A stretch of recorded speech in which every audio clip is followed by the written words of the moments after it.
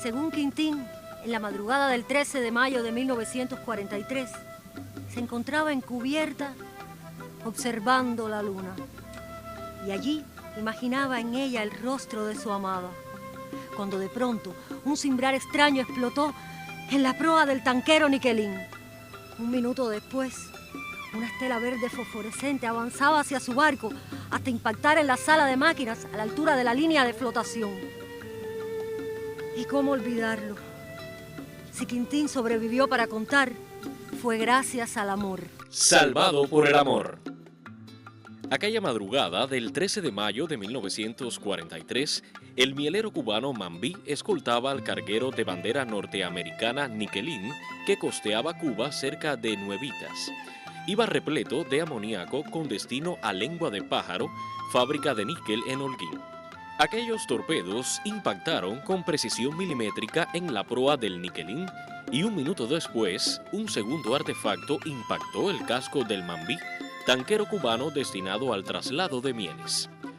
Al poco, ambos barcos comenzaron a escorarse.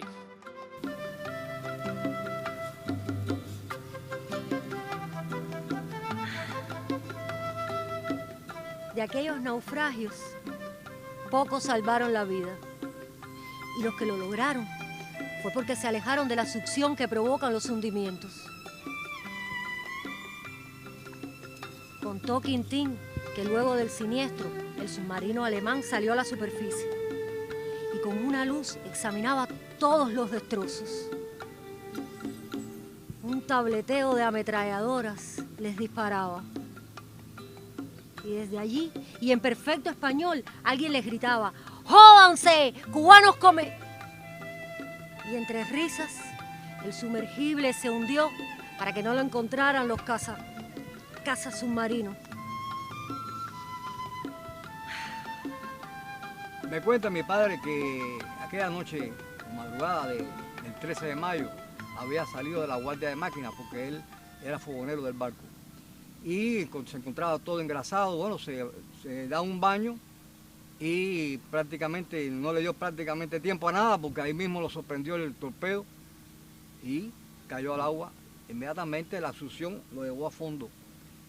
Él trata de salir hasta que logra, y después que logra salir a la superficie, trata de irse aproximando lo más posible a algo que él veía en medio de la oscuridad, que pudiera quizá él agarrarse y subirse.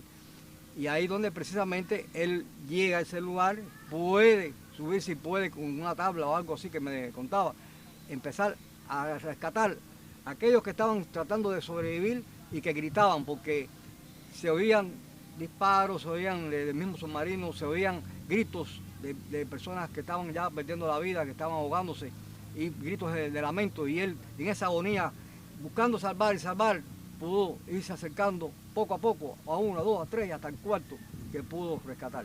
Cuando el torpedo da, rompe un tanque de petróleo que había al lado mío. Y ese petróleo todo me vino arriba. Eso me salvó también, ¿sabes? Porque eso me ayudó a subir para... Y yo estaba quemado, la vista y todo. Entonces hice un esfuerzo para nadar para afuera. Yo no sabía nadar. Cuando llego afuera, me aguanté ahí como pude, en el aire. En eso la luna se había puesto ya, pero quedaba la claridad así. Entonces miré así y vi un bulto que venía. Entonces conocí la balsa.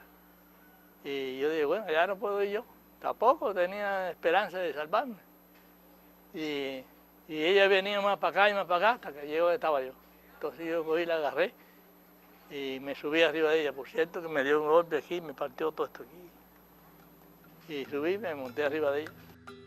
A diferencia de la primera conflagración mundial, en la segunda asomó la guerra en los mares. 1943 brotaba como el año del viraje. En el frente oriental europeo, Moscú frenaba la ofensiva hitleriana. Leningrado continuaba cercado, pero no tomado. Para colmo, el comandante del Sexto Ejército Germano se rindió en Stalingrado y con él casi 1 millón de altos oficiales y soldados. Entre julio y agosto de 1943 fracasó el Plan Relámpago para invadir la Unión Soviética y sus aviones de combate bombardeaban el norte de Alemania. Mientras esto sucedía, Cuba y la mayoría de los países latinoamericanos apoyaron con alimentos y materias primas a bajos precios razones de peso para que Alemania intentara cortar tales suministros. Sin importar las pérdidas humanas y materiales, la guerra en los mares persiguió por igual a buques de guerra o mercantes, tanto en el Atlántico como en el Mar Caribe. El Mambí fue botado al mar en 1858 como un pequeño bergantín con su arboladura de 2 mástiles y velamen bajo el nombre de La Ninfa, y se dedicó al trasiego de mármol de Carrara hacia los puertos del Golfo de México.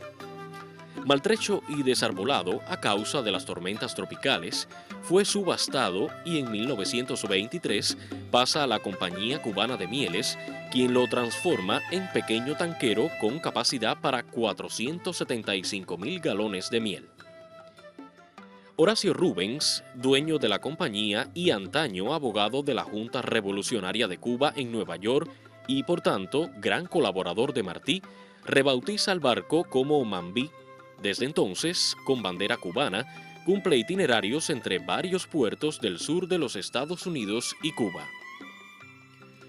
En 1928 vuelve a quedar obsoleto y lo retiran del servicio hasta el año 1940, en que retorna al servicio naval después de su readaptación para asimilar el 1.000.000 de galones de miel.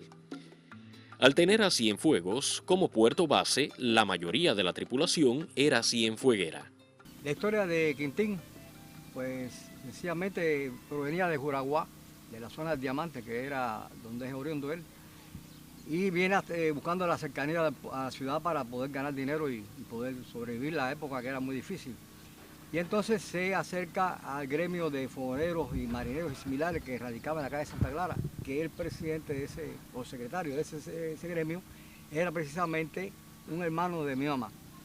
Al acercarse ahí y buscar trabajo, pues, y lo logra, pues conoce a mi mamá, y es ahí donde empieza ese despegue de sentimiento, de amor, de búsqueda de una pareja, y empieza a enamorar a mi mamá, pero no lo lograba. Así transcurrieron unos años.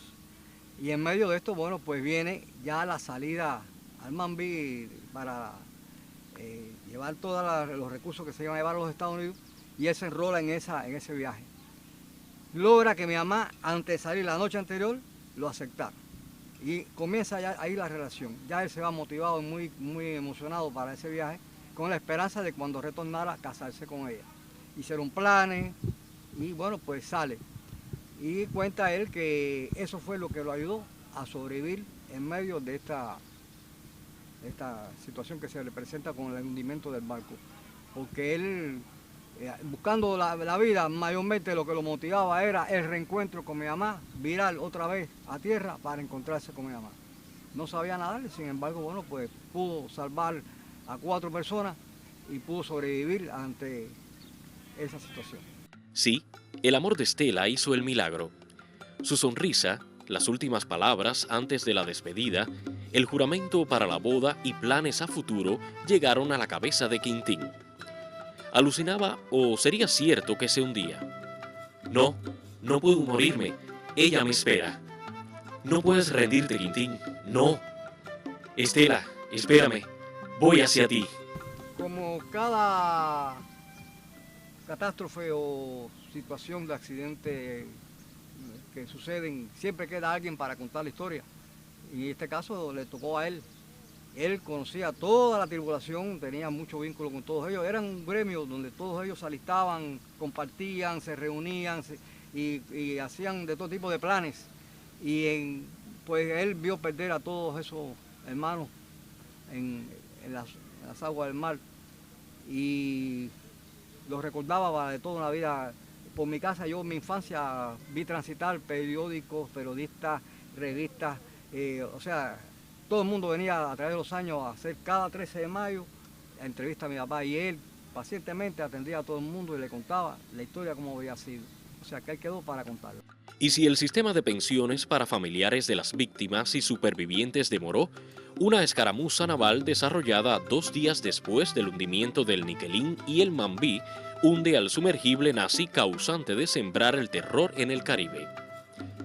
Fue el 15 de mayo, sobre las 5 de la tarde, cuando un avión Kingfisher estadounidense de reconocimiento avistó la torreta de un submarino que aguardaba nuevas víctimas. El avión marca el lugar con una bomba de humo y el caza submarino CS-13 fija su ecosonda y arroja 3 bombas a diferentes profundidades. Luego lanza 2 cargas más de 350 libras de TNT cada una. Al poco, los hidrófonos captan el típico borbotear del hundimiento. Una gran mancha de aceite emerge a la superficie. Para entonces, Quintín y Estela se abrazaban de alegría. Ah, y un detalle, y si sobrevivió y supo vivir, fue gracias al amor. ¿Qué me queda por contar? Que Turulato de hambre, miedo y frío logra llegar a Nuevitas, como mismo cayó al mar, desnudo de todo. Que si curaron sus heridas, que si los alimentaron. No, hombre, no. Aquel militar que los recibía, lo único que le interesaba eran las claves secretas del barco y el destino de la mercancía. Ni siquiera preguntó por el resto de los tripulantes. Y sí, Quintín se salvó gracias al amor.